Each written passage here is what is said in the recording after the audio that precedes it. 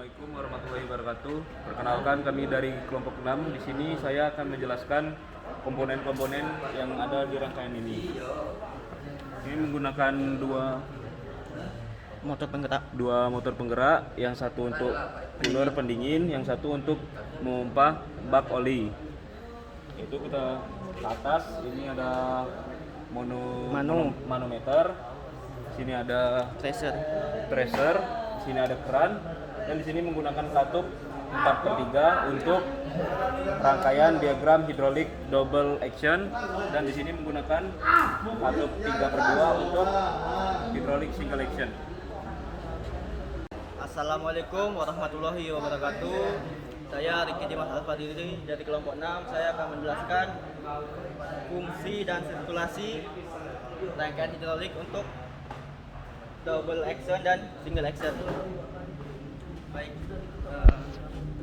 ini kita menggunakan dua motor ya. Ini untuk motor pendingin.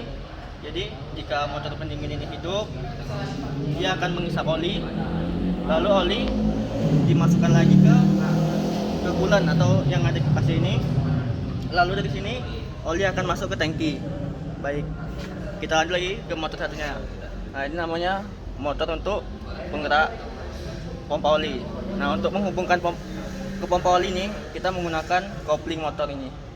Jadi begitu motor ini hidup, kopling ini menggerakkan pompa menghisap oli yang di tangki untuk menaikkan ke throttle, untuk ke selang ini. Lalu ini ada throttle ini untuk menutup dan membuka aliran oli masuk ke manometer. Lalu kita dari mano ini kita lanjut ke pressure ini untuk mengetahui tekanan tadi. Jadi kita bisa mengatur tekanan tadi dari throttle ini tadi. Nah, lalu ini ada relief valve atau relief katup.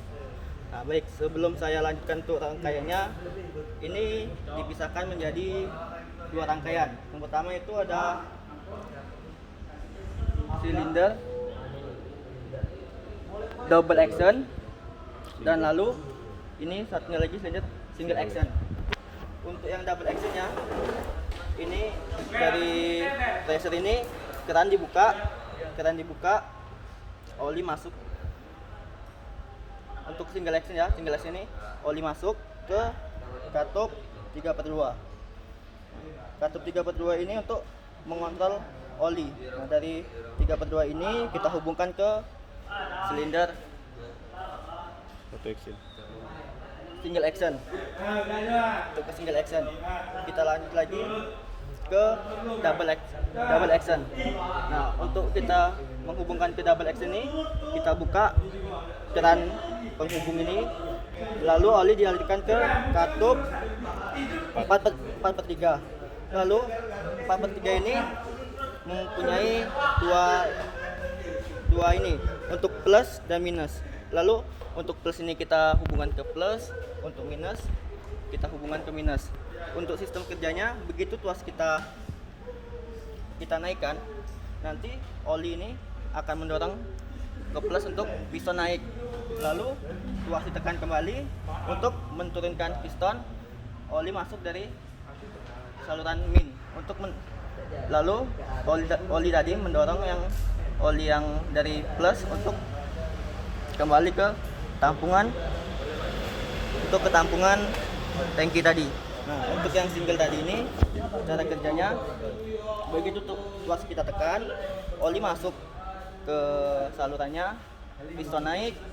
Nah, begitu tuas kita lepas, di sini kita ada beban di single action ini. Jadi beban inilah yang menurunkan piston ke bawah, lalu oli kembali ke tangki.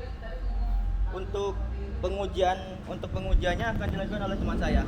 Setelah di sini saya akan menjelaskan cara kerja rangkaiannya. Itu untuk katup rangkaian double action, ini ada untuk plus, naik ke bawah, ini ke atas. Cara kerjanya kita terus ke atas. Itu pilah. Ini. Yo. Komponen diagram langsung hidrolik. Jadi kita dorong ke atas. Ini ada motor lagi akan naik. Ada dan garis bawah dan mesin pendingin atau radiator. Ini untuk rangkaian double action. Dan single actionnya juga sama, yang disalurkan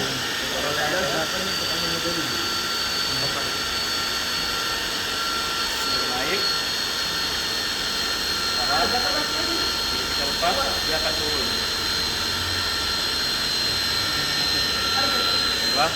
Sekian, terima kasih.